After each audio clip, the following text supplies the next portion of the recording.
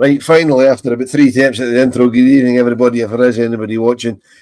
Just a very, very quickly put together breaking news women's pod. I'm joined by Alan because nobody else is available to drop of a hat. If they are, they will just join us.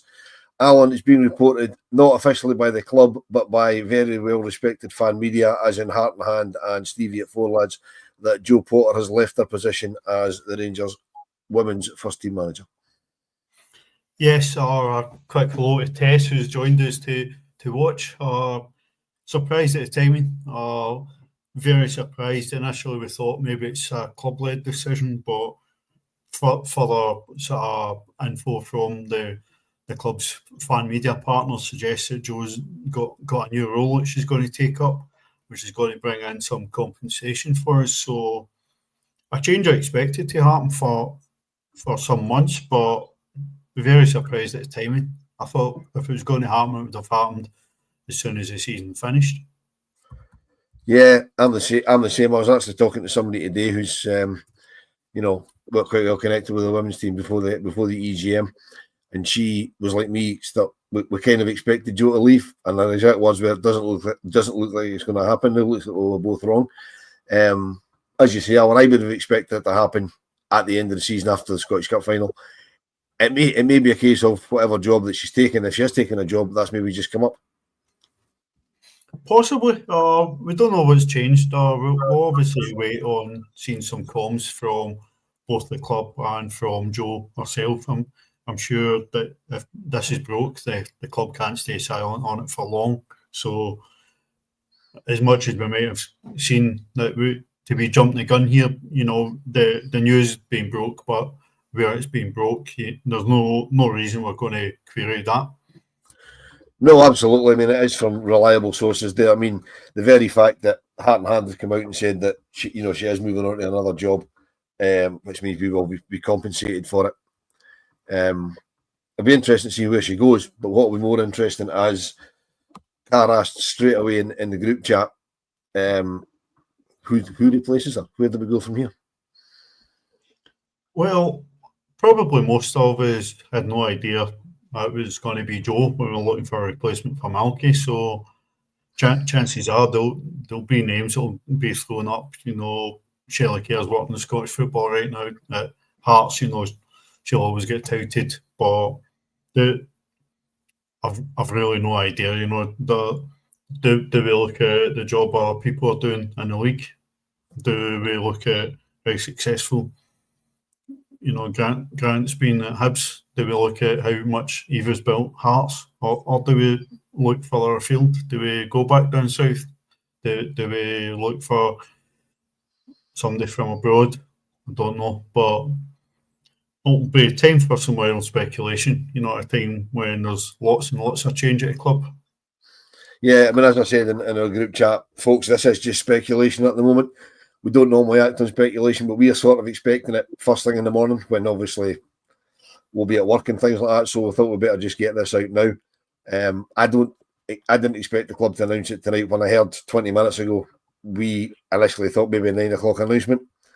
But I can't see them wanting to take any shine off the men's, well, the whole club's news today of the takeover with the EGM and they announced that there's a part of the board being made into sort of a mini board for the women's team.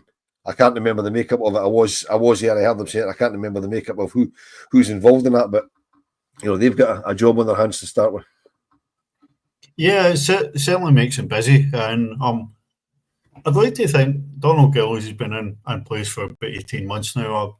I would fully believe and have plenty of faith in Donald Gillies that he's got some sort of succession planning, and perhaps the club have already been looking at that. We've obviously fell short in the league two years in a row, and I'm pretty sure the club, if they're operating sensibly, would have been considering where to go.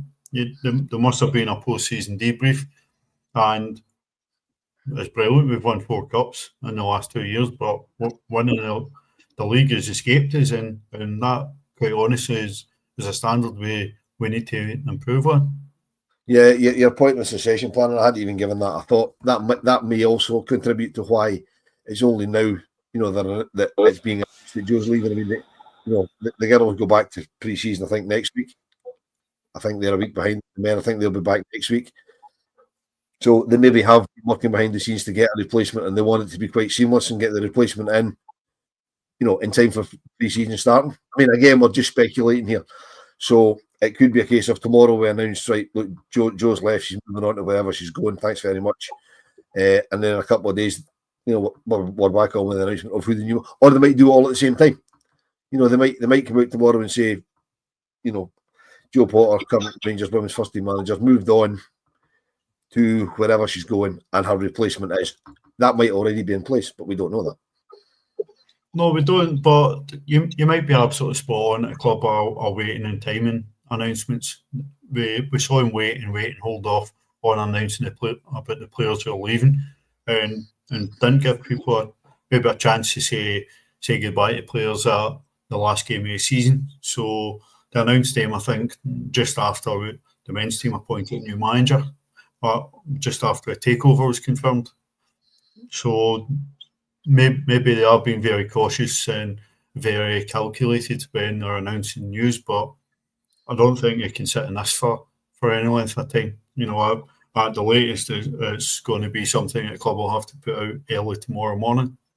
Yeah, whether they want to or not, because obviously, as we said, respected fan media who have got ins at the club, have come out and made it public knowledge on social media. So that's why we've jumped on, because that's effectively, to me, that's as good as official without it being official, if you see what I mean. So on this, I mean, there's a couple of comments in. We've got the AJ saying we've got the best squad by miles. We probably don't anymore, because we've had one or two players left at the end of the season now.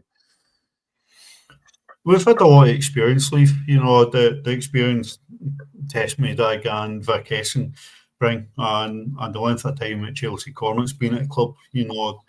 That experience is a hammer blow to lose. But there's no doubting that 3 years in a row, going to last game of the season and failing to win the league, and two of the 3 seasons finishing third. I mean, the squad's going to be tired. The squad will need refreshed. Even though that's going to be hard to see some of the players leaving, I think it's going to be key that the squad will need a refresh. The players will be exhausted from going so deep into the season and not coming out with a league title. So certainly some of the players will maybe need a change of scenery, but we certainly need to replace that experience. Yeah, we do. I mean, there is a little bit of good news, because we've got that was announced the other day that we've got a little American superstar to be, re-signed on a new deal. Camille Lefebvre, for anybody that missed it, she signed on for a year. I'm a bit disappointed it's only a year, because she is a prodigious talent. At hazard, I guess it may simply be a work permit thing that she's limited to that, but I'm wildly speculating there. We saw Camille sign a new deal. She's staying on. Guyana 5 signed a 3-year deal. We're anxiously awaiting news on Kirsty McLean. I think most of us expected her to leave, but when she wasn't announced with Vic, Tess and Chelsea, then that leads us all to speculate and hope that maybe we're going to see Kirsty McLean still in the Rangers jersey next season. But certainly been very, very quiet on the incoming front, and maybe if this news on Joe has been in the pipeline, that's why we've not heard anything about any more contract extensions or new signings. Yeah, possibly. I mean, on Kirsty McLean, I still fully expect Kirsty to leave him. I know she was offered a contract, and the last I heard on it was that she was kind of hedging her bets, waiting to see what sort of offers that she got. And if we said at the time, if that's true, she might as well just leave, because she doesn't want to be here. If she's only going to be here because nobody's making a better offer, then we don't need players like that. However, I would love to see Kirsty stay. She's the best player in the league by an absolute country mile. We've said it a few times on the pods, Alan, that we do expect her to go simply for her own career, nothing to do with either club or the league or anything. It's just Kirsty McLean's just too good for Scottish football at the moment. Oh, 100%. And that's where I maybe disagree with just telling her to go if she's hedging her bets. I think she's she's like a lot of our young players. She seems very, very grounded. And I think she'll want to move to a better level of football, but I think she'll want to be very careful about making the right move. I don't think she'll want to go and be lost in a development system. I don't think she'll want to go and be lost in the shuffle somewhere. So she doesn't get a chance to go somewhere where she can really impress, then I think she would rather stay and play football and win things at Rangers. Yeah, I'm sure she'll obviously be wary as well, because obviously, Emma Watson left, went to Man United, fantastic move, and then we know injuries can happen any time, but she was only, a game and a half into her Man U career, and, she did her ACL, so she'll be quite wary of that as well, which is another reason she might be hedging her bets for the, what she perceives to be the best deal, because if things like that happen, you have to be looked after.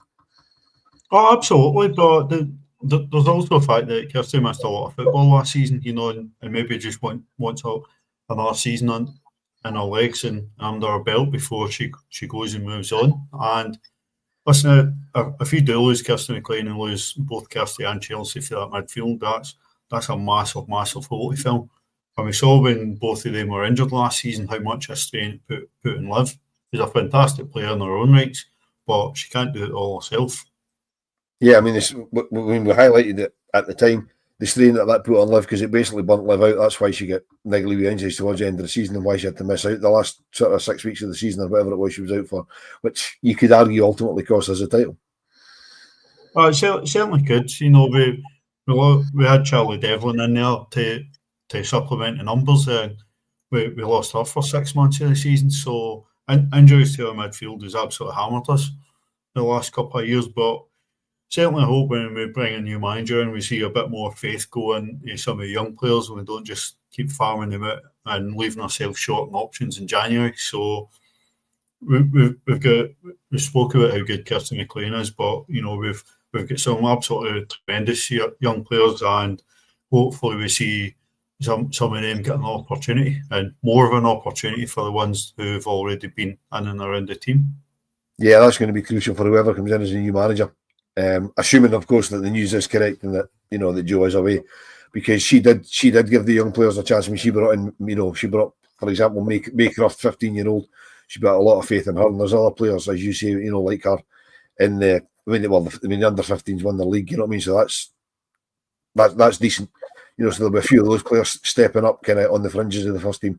So it's critical that whoever comes in also has faith in those players, because, as we know, there's not a lot of money in the women's game in Scotland, and it has to try and become as self-sustainable as they can. So the more, there you go, there's Carr now saying that, Carr and Sniper saying that Sky have reported it. So it seems that the club are the only people slow off the blocks. So it does look like Jo is away. We'll keep with the ticker saying that there's reports until the club make it official. But for all intents and purposes, Alan, that she's definitely gone. So as I was saying, it's very, very important that who comes in does look at the youth, because just the very structure of the women's game, there's no money in it. I mean, they only sign, 1, possibly 2-year contracts. The fact that Jenna signed a 3-year contract absolutely astounded everybody, I think. Yeah, it did, and I think, correct me if I'm wrong, I've not got it in front of me. I think Brogan was the only one out of all the contract extensions last year to sign a 3-year deal. Yep. So I know that it's something Donald Gillings is quite keen on, tying players up for a bit longer, and his attitude is mostly, why can't we work towards that? Why can't we build towards that? And be a more sustainable and settled club. But we've got about 12 or 13 first team players out of contract next summer, so it's certainly potential for a lot of change and a lot of upheaval. And with a lot of youngsters out on loan last year, we obviously covered and touched on them a lot, and they'll probably mostly be out of contract this summer as well. So they'll be waiting and waiting to see who comes in and whether or not they've got a future. Certainly young Madison Maxwell is the only one we know is definitely left. She signed for Gartcairn permanently, but there's a lot more still don't know what our futures are going to be. Yeah, well, as you say, I mean, hopefully Donald's working on that, because obviously that's part of his remit. I would imagine he'll be working closely with the the new women's board, if that's what we want to call it. You know, the guys off the board that have been sort of, I can't even remember how they phrased it, because it was hours and hours ago now, it feels like. You know, but to answer AJ's question, yeah, the women do normally get short contracts. A 2-year contract's unusual, a 3-year contract's almost unheard of. We actually half expected Jenna Fife to leave, and she's got a 3-year contract. Where that leaves us, Alan, with goalkeepers, because obviously Vic's away. Thelma went back to Iceland. We expect her to come back. We don't know if she'll come back. That they might just end up ripping that up. We don't know how that's going to go.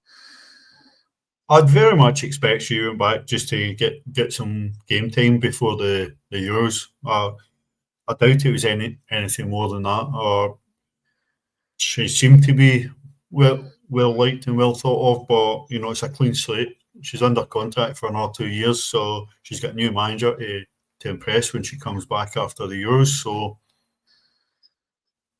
there you go. There's Cara. A subsection of the board. I'm sure I knew it was something like that. I couldn't remember exactly how they phrased it this morning, because there was an awful lot of stuff flying about. But you know, the very fact that they've done that, then you know, news is broke. Whether or not they broke the news that Joe was leaving, whether that came out in the the media conference this afternoon. I know they had one at Ibrox after the EGM with the press, and I know that some of the fan media guys were there. No idea. But obviously, if it was then, they were obviously given the okay to announce it. And the fact that Sky have gone with it has to tell us that Joe, unfortunately, Joe is away. And you know, Alan, I did say to my missus I'd make this very short. The Sniper says we've got 83 watches, we've only got 11 likes. We're only going to be here another couple of minutes, guys, because it's a Monday night. It is Monday. It's a Monday night. I did say I'd make this short. Just jump on, try and be first with the news, because as we say, we expect the official decision now to be tomorrow, when we won't be in a position to jump on and do this. And it's quite nice to be first with something for a change. Yeah, as you said, it's speculation at this point, but it's as good as confirmed. You know, these are not just respected sort of fan media.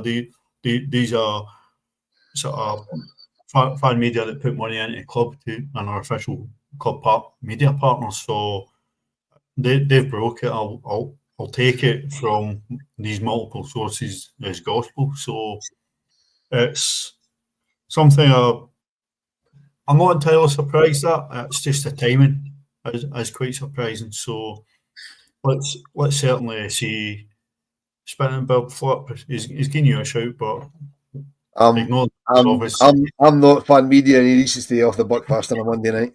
But thanks, appreciate it. But certainly things are going to have to move quickly. I'm not sure if it is next Monday or a week later.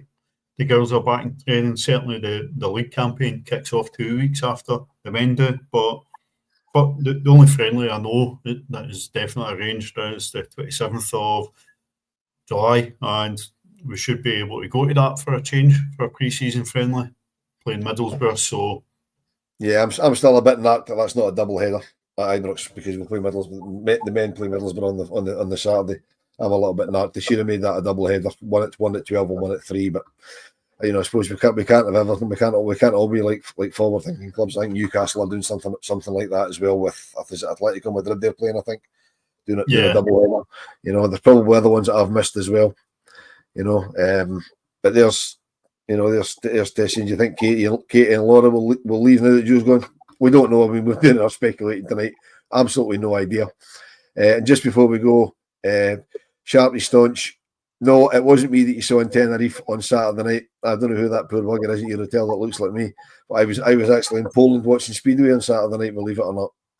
And even then, I still managed to get on the flipping telly in the crowd. Incredible. Incredible. Incredible, but yet not even the least bit surprising. No, not at all. Not at all surprising. It was actually my girlfriend's dad that alerted us to, because he was watching it. So anyway, folks, we're going to call it quits at that. I did say we'd make this very short and sharp. Keep your eyes on the Rabble socials tomorrow morning, because anything that breaks, we'll obviously get it out there as quick as we can for you. But it does appear, Heart and Hand are reporting it. Stevie Four Lads is reporting it. Sky have now got it. it doesn't get much more official than that without it being official. I know that the club official media guys have had a hell of a day today. They've been really busy running about doing the EGM stuff, so they're probably all cabined up. So all I can do is, Alan, thanks very much for jumping on at the very last minute. Very, very last minute. I'm away to jump back in the bath I jumped out of. So we shall we'll catch you all when there's other women's news, hopefully with a bit more notice. Again, Alan, thanks very much for you jumping on at the last minute. No worries, and listen, there's plenty of people watching, so thanks to everybody who's just got nothing better to do with a night and watch us talk nonsense for 20 minutes. So thanks for all the comments. Yeah, I was coming to that. So I mean, the fact that we just threw it out there with absolutely no notice and we got over 350 folk watching is absolutely incredible. My guest is flabbered, as they say. So once again, thanks very much, everyone. We'll speak to you all don't forget, Martin's back tomorrow at 10 o'clock, where he will either be able to confirm or deny that we've been speaking rubbish tonight. Cheers.